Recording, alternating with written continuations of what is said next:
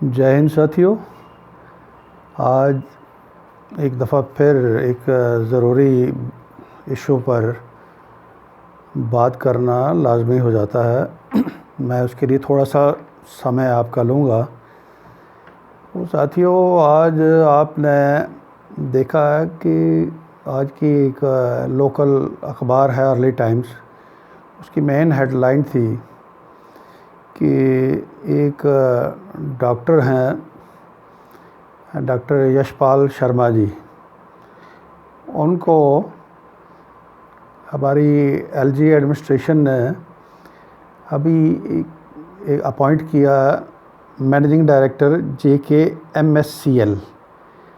ये कॉरपोरेशन है जो अस्पतालों के लिए, सरकारी अस्पतालों के लिए दवाइयाँ खरीदने का प्रबंध करती है। तो इसमें साथियों आपको भी मालूम होगा, वैसे हम लोगों को, हमारे समाज के लोगों को भूलने की बड़ी आदत है। 4-5 दिन के बाद ये बड़ी सी बड़ी बात को भूलने में बड़े माहिर हैं। आपको याद होगा ये डॉक्टर यशपाल शर्मा पहले भी इस सौदे पर फाइज किए गए थे पिछली हुकूमत में।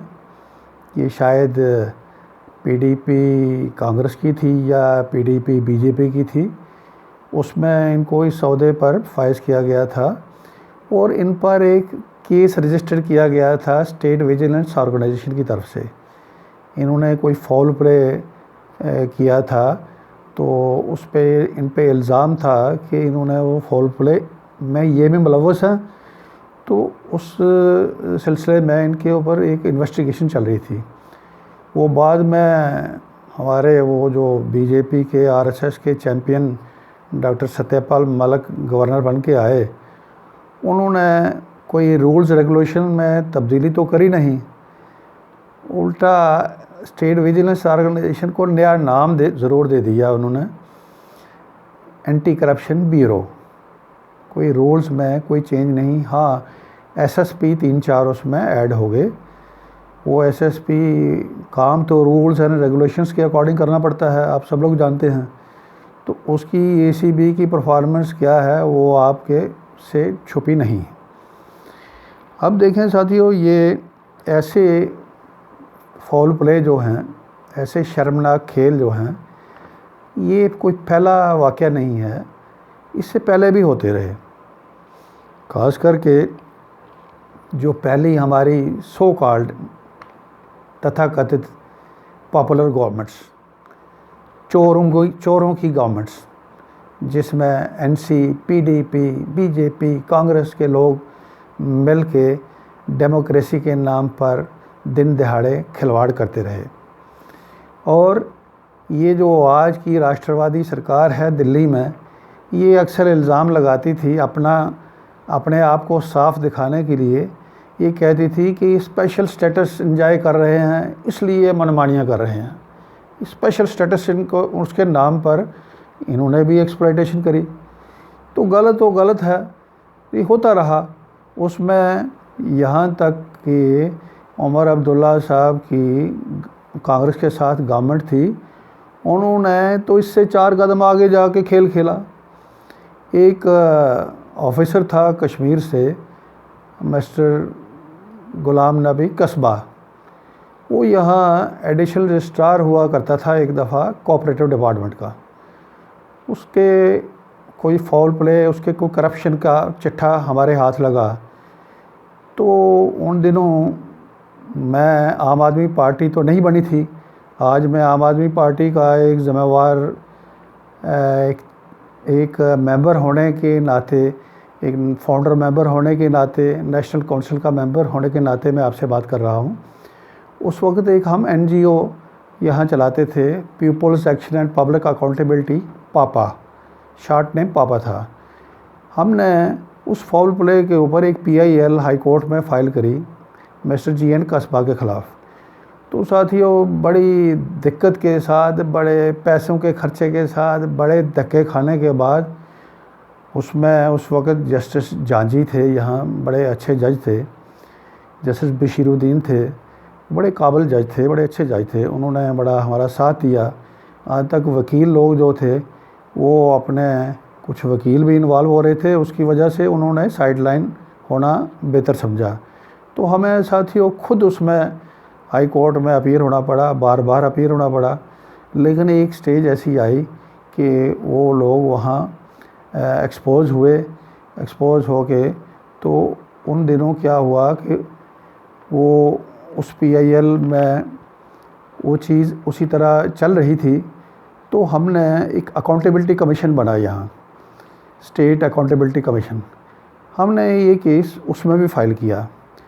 तो मैंने काफ़ी वहाँ भी खर्चा किया, वहाँ भी मैं 2-2.5 साल धक्के खाता रहा।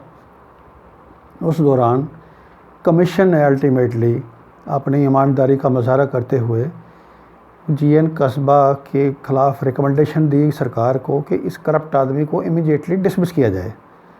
तो साथियों आप सुन के हैरान होंगे, वो GN कस्बा क्योंकि उमर अब्दुल्ला सरकार का बड़ा चहेता था, तो उमर अब्दुल्ला सरकार ने उसको डिसमिस करने के बजाय उसको कहा हाई कोर्ट से स्टे मैनेज करो। कमीशन के ऑर्डर के ख़िलाफ़ हाई कोर्ट का स्टे लेके वो आदमी 2.5 साल श्रीनगर म्यूनसिपल काउंसिल का कमिश्नर बन के वहाँ 2.5 साल उसने काम किया। उस 2.5 साल में कितनी धज्जियाँ उड़ाई श्रीनगर म्यूनसिपल कॉरपोरेशन की, वो जाके आप कश्मीर के किसी भी आम आदमी से पूछ सकते हैं। वो ये हालत थी उस वक़्त की। अब साथियों उसके बाद एक दूसरी बात मैं आपको सुनाऊं, इन हमारे नाम नहाद पॉपुलर गवर्नमेंट्स चलाने वाले इन शेरों की कहानियाँ। उसके बाद एक और थे मिस्टर डॉक्टर कदीर। वो इंडियन सिस्टम ऑफ मेडिसिन्स के ऑल इन ऑल बॉस बने हुए थे जम्मू कश्मीर के। वो क्या था, वो इतने चहेते थे PDP के, इतने चहेते थे NC के, और बीच में सब के जम्मू वालों के जो NC ये जो अपने BJP और कांग्रेस वालों को भी, इनको भी टुकड़े डालते थे वो। तो उन्होंने अपना इतना आतंक मचाया हुआ था लूट मार का कि उनको कोई उनकी बात करना, किसी की हिम्मत नहीं थी उनके ख़िलाफ़ बात करना। अल्टीमेटली एक दफ़ा ये जब PDP के साथ BJP की सरकार थी, तो कुछ लोग BJP भी हैं जो दबी सांसें ले रहे हैं, जो ठीक करना चाहते हैं। तो उस दौरान मैं आपकी नॉलेज के लिए बताऊं कि एक लेजिस्लेचर्स की कमेटी बनी थी ऑन जस्टिस। ये कोई कमेटी होती है जो MLAs की, जिसमें कोई भी केस जो है वो कोर्ट की तरह उसको ट्रायल किया जाता है और उसकी रिकमेंडेशन मानना सरकार की मजबूरी होती है। अब साथियों उसमें उस वक्त 3-4 MLA थे। तो उसकी चेयरमैनशिप थी ये हमारे रामनगर के MLA थे, साबका MLA RS पठानिया साहब। वो एक खुद लॉ नोइंग थे। उनके पास वो एप्लीकेशन आई डॉक्टर कदीर के ख़िलाफ़, उसको बुलाया गया। जो ही उसको समन किया गया, तो आप सुन के हैरान हो जाएंगे, हमारे सोर्सेस से पता चला हमें कि PDP के 5-6 MLA पहुंच गए उस कमेटी के पास, NC के 3-4 पहुंच गए। वो इतना जुल्म मत करो जी, ये हमारा कश्मीर का बड़ा कमाऊ पुत्र है, कमाऊ बेटा है, इसको छेड़ो मत, इसको बचाना है, इसको क्या करता है, इसको छोड़ो इसको। लेकिन हमें अच्छा लगा सुन के कि उनकी सारी ऐसी तदबीरें डॉक्टर कदीर की धरी रह गई, और उस कमेटी ने श्री पठानिया ने एक स्ट्रॉन्ग रिकमेंडेशन करी सरकार को कि इस आदमी को इमीडिएटली यहाँ से हटाया जाए।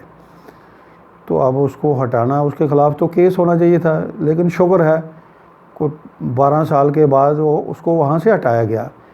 अब हटाने के एवज़ में उस डॉक्टर कदीर को प्राइज पोस्टिंग दूसरी दी गई, कमिश्नर फूड सेफ्टी डिपार्टमेंट। एक नया डिपार्टमेंट बना फूड सेफ्टी चेक करने का, उधर भी काफ़ी स्कोप होता है पैसे बनाने का। वहाँ का कमिश्नर उनको बनाया गया। अब अभी का मालूम नहीं कि वो अभी कमिश्नर हैं नहीं हैं, मुझे इसका इल्म नहीं। तो साथियों ये खेल उस वक्त खेला जा रहा था जब यहाँ ये आज के राष्ट्रवादी सरकार चलाने वाले, अपने आप को राष्ट्रवादी कहने वाले, इन जम्मू कश्मीर के लोकल जो बड़े बहादुर लोग, जो करप्ट लोग, जो शैतानियों पर काम करने वाले लोग, इनको ये कहा करते थे ये स्पेशल स्टेटस एंजॉय करके ये लूट कर रहे हैं। फिर आपको याद होगा डॉक्टर श्री सत्यपाल मलिक थे जो फार्मर गवर्नर, उन्होंने काम तो कोई किया नहीं, बातें बड़ी करी। एक दफ़ा उनके मुंह से थोड़ा सा सच भी निकला कि जो 70% मिलिटेंसी है, 70% मिलिटेंसी के लिए यहाँ की ह्यूज करप्शन जो है वो ज़िम्मेवार है। तो ठीक है, बड़ी अच्छी बात है, एक गवर्नर के मुंह से एक अच्छी बात निकली। अब उस 70% को कंट्रोल करने के बाद अब 1 साल से ज़्यादा टाइम निकल गया, सत्यपाल मलिक का भी निकल गया, अब 6 महीने से ज़्यादा ये LG साहब का भी निकलने जा रहा है। तो वो चीज़ें ठीक करना तो दूर की बात, अब नया तोहफ़ा डॉक्टर यशपाल शर्मा जैसे डॉक्टर को एक सेंसिटिव पोस्ट पे इस तरह के बैकग्राउंड वाले आदमी को, करप्शन के एलिगेशन फेस करते हुए आदमी को इतनी इम्पॉर्टेंट पोस्ट पे फाइज लगाना, ये अपने आप में बड़ी दुख की बात है, बड़ी शर्म की बात है। अब साथियों, ये मैं आपको फिर बताऊं कि ये सिर्फ इसी तरह के एक वाक़या मैं और बताऊं, जब अकाउंटेबिलिटी कमीशन बना था तो एक दफ़ा सेठी साहब थे इसके चेयरमैन, सेठी साहब के पास मोहम्मद सैयद पीरज़ादा थे, कांग्रेस के मिनिस्टर, ये रमन बालाजी थे, इनके ख़िलाफ़ कोई एक हर्षदेव सिंह जी के ख़िलाफ़ भी कुछ कंप्लेंट्स आई। उन्होंने नोटिस इशू किए। नोटिस इशू करते ही गुलाम नबी आज़ाद साहब यहाँ चीफ मिनिस्टर हुआ करते थे, तो उन्होंने असम्बली सेशन में बयान क्या दिया, accountability commission should work with in its parameters. ये कौन, एक चीफ मिनिस्टर कहते हैं। उनको तकलीफ़ हुई कि हमारी इस कोलिशन सरकार में हमारी जो एक मैनेजमेंट है, करप्ट मैनेजमेंट, इसके ऊपर उंगली कोई क्यों रख रहा है। तो साथियों, उस वक़्त भी हमारे यहाँ बीजेपी, कांग्रेस तो बीजेपी सीधे तौर पर शामिल थी, जो बीजेपी, बेशर्म बीजेपी जो आजकल बड़े बड़े खोखले नारे लगा के दिखाती है, ये भी चुप रही। उस वक़्त भी साथियों, ऊपर वाले की मेहरबानी है, परमात्मा की, उसने हमें हिम्मत दी। तो मैंने एक स्टेटमेंट पापा NGO की तरफ से इशू किया कि हमारे चीफ मिनिस्टर को इस तरह का बयान देते हुए 10 दफ़ा सोचना चाहिए, वो आखिर साबित क्या करना चाहते हैं।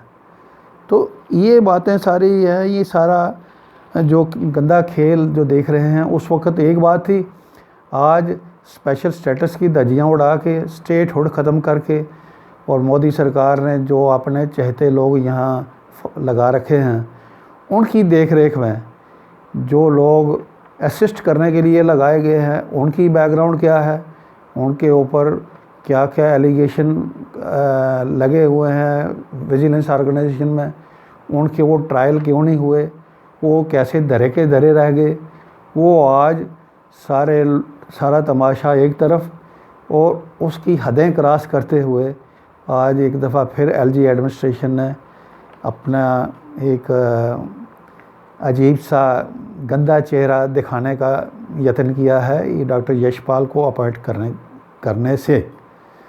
तो साथियों, आम आदमी पार्टी के नाते हम अपील करेंगे लेफ्टिनेंट गवर्नर जैसे यूनियन टेरिटरी के जो हैं मुर्मू साहब, मेहरबानी करके को रहम खाओ इस जम्मू कश्मीर पर। ये पहले से ही बड़े इसके चीथड़े उड़ाए हुए हैं, जो बची खुची सांसें ले रहा है, उसको भी खात्मे के धाने पर मत ले जाओ। बहुत बहुत शुक्रिया सर।